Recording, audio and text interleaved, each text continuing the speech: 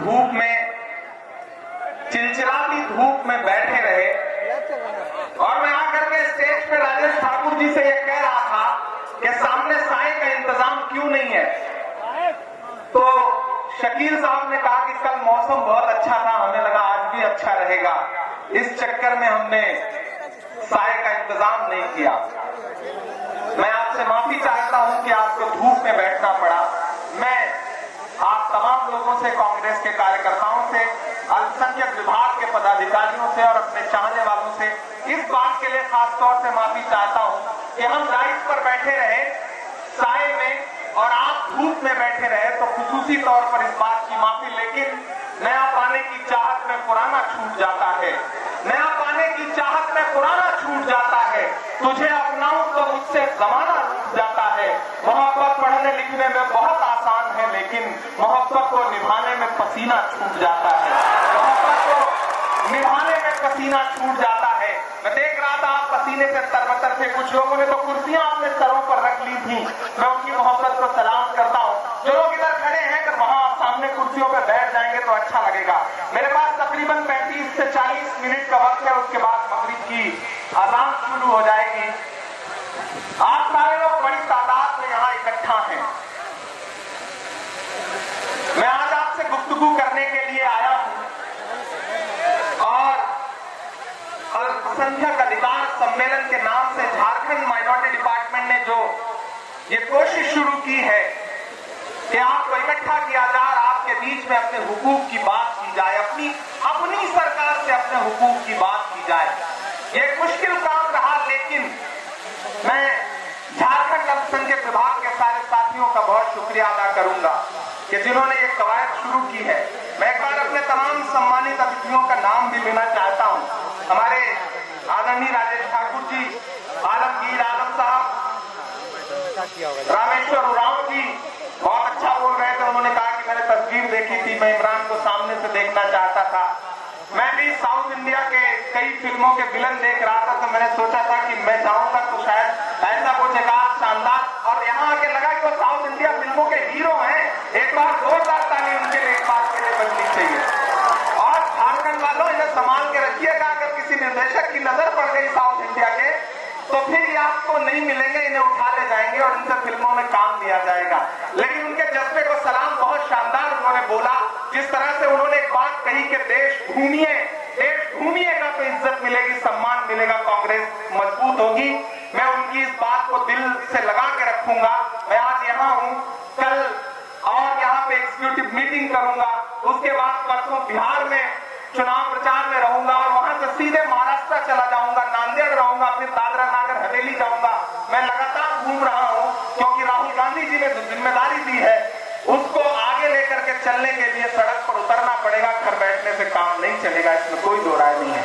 रामेश्वर उरांव जी, यहाँ पे जो विधायक मौजूद है, मैं उनका भी स्वागत करता हूँ। बंधु तिर्की जी, अंबा प्रसाद जी, विक्सर कोंगानी साहब, राजेश कश्यप जी, आदरणीय गुंजन जी, केदार पासवान साहब, सुरेश बैठा जी जो यहाँ अध्यक्ष हैं, बाकी जो मंच पे सारे लोग हैं, इतने लोग हैं कि अगर उनका नाम बार बार लिया जाएगा तो 4-4, 5-5 मिनट उसी में जाएंगे।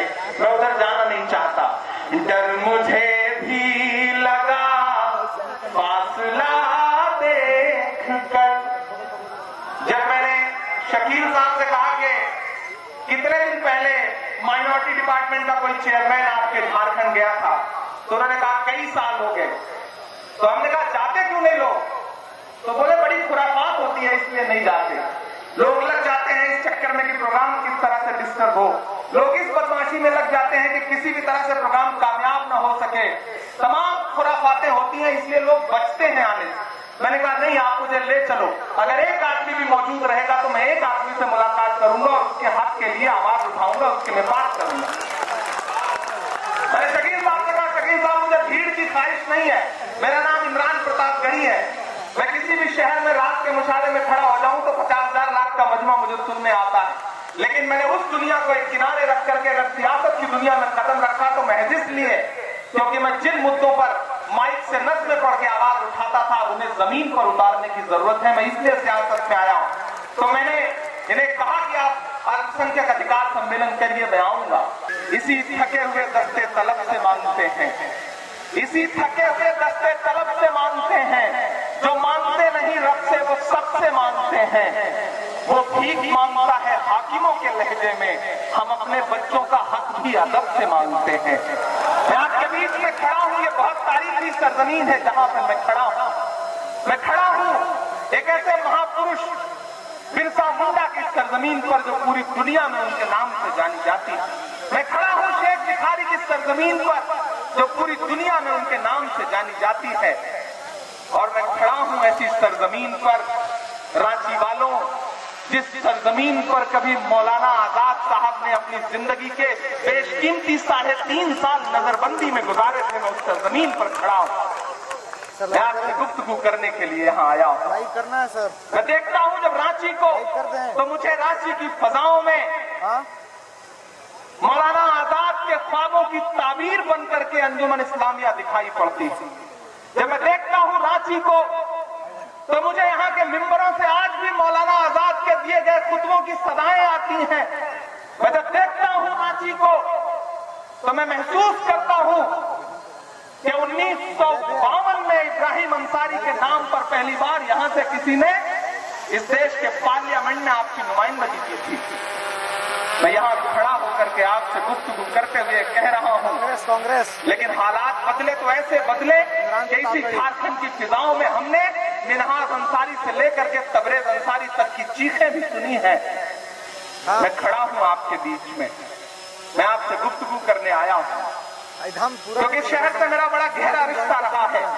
मुझे आज भी याद है कि तब मैं सियासत में नहीं था और जामिया में एक मुशायरा था, उस मुशायरे में जब मैं स्टेज पे चढ़ रहा था तो मुझे उसी वक्त खबर आई कि मिनहाज अंसारी की लिंचिंग कर दी गई है। मैंने उस मंच पर खड़े होकर के मिनहाज के लिए सदाएं बुलंद की, बाद में उनके परिवार से मिला और एक बार ऐसा हुआ कि मुझे पता चला कि तबरेज अंसारी को पीट पीट करके मार दिया गया और राजभवन पर कुछ लोग, राज्यपाल की चौखट पर कुछ लोग उनके लिए इंसाफ मांगने के लिए बैठे हैं। मैंने दिल्ली से फ्लाइट पकड़ी और सीधे राजभवन आया, किसी को बताया तक नहीं, खामोशी से जा करके उन इंसाफ मांगने वालों के बीच में एक तख्ती लेकर के मैं भी बैठ गया था। मैं आया हूं कई बार चतरा, गोड्डा, हजारीबाग, मैं गया हूं तबरेज के गांव तक पसीने से तरबतर, इसलिए झारखंड से मेरा रिश्ता है। जब मैं सियासत में नहीं था तब से मेरा आपका एक रिश्ता है, लेकिन आज सियासी मुद्दे को लेकर के आपके बीच में आया हूं। झारखंड वालों, सुबोधकांत सहाय साहब जब बोल रहे थे तो अक़लियतों के साथ जो जुल्म और सितम हुए हैं उसका जिक्र भी उन्होंने किया है। मैं आपसे ये कहना चाहता हूं, एक वक्त था कि भारतीय जनता पार्टी ने झारखंड को मॉब लिंचिंग की प्रयोगशाला बना दिया था, लेकिन मैं झारखंड की बहादुर आवाम को सलाम करता हूं क्योंकि ये मिट्टी बहादुर इंसान पैदा करती है, बुज़दिल नहीं पैदा करती है। तो इस मिट्टी ने रघुवर दास की सरकार को उखाड़ने का और गठबंधन में एक ऐसी सरकार का गठन किया जो इस देश में संविधान और लोकतंत्र के मूल्यों को बचाने के लिए आई है। और मुझे खुशी है ये कहते हुए कि इसमें कोई दो राय नहीं, सरकार अच्छी चल रही है, लेकिन कुछ मसले हैं जिन पर हमें बात तो करनी पड़ेगी, कुछ मसले हैं जिनके लिए हमें चीखना तो पड़ेगा, कुछ मसले ऐसे हैं जिन पर हमें बोलना तो पड़ेगा। झारखंड वालों, मुझे आज भी याद है कि जब बच्चा चोरी के नाम पर एक दिन में 5 लोगों को लिंच किया गया था आपके झारखंड में, जिसमें हिंदू भी थे, मुसलमान भी थे, तो मैं अपने तमाम साथियों के साथ जंतर मंतर पर बैठा था और मैंने बिल्कुल पार्लियामेंट के करीब में खड़े होकर के नरेंद्र मोदी जी से कहा था कि हमारा खून सड़कों पर क्यों बहा रहे हैं? अगर हमारे खून की जरूरत है तो लीजिए, हम अपना खून दान करते हैं, रक्तदान करते हैं। ये सेना के जवानों के काम आएगा, ये देश के किसानों के काम आएगा, इसे सड़कों पर मत बहाइए। और हमने अपने चाहने वालों के साथ एक दिन में एहतजाज के तौर पर, विरोध के तौर पर 2816 यूनिट ड्रग मॉब लिंचिंग के खिलाफ डोनेट किया था, आपके लिए, आपके हुकूक के लिए। तो मैं ये कह सकता हूं कि मैंने आपके लिए पसीना भी बहाया है, मैंने आपके लिए खून भी दिया है। आज कांग्रेस पार्टी ने मुझे एक बहुत बड़ी जिम्मेदारी दी। मुझे याद है 2017 में जब मैं राहुल जी से मिला तो चंद मुलाकातों के बाद मुझे ये महसूस हुआ कि इस देश में भारतीय जनता पार्टी की फासिस्ट सोच के खिलाफ इस मुल्क को अगर कोई बचा सकता है तो शख्स का नाम सिर्फ और सिर्फ राहुल गांधी है। इसमें कोई दो राय नहीं है।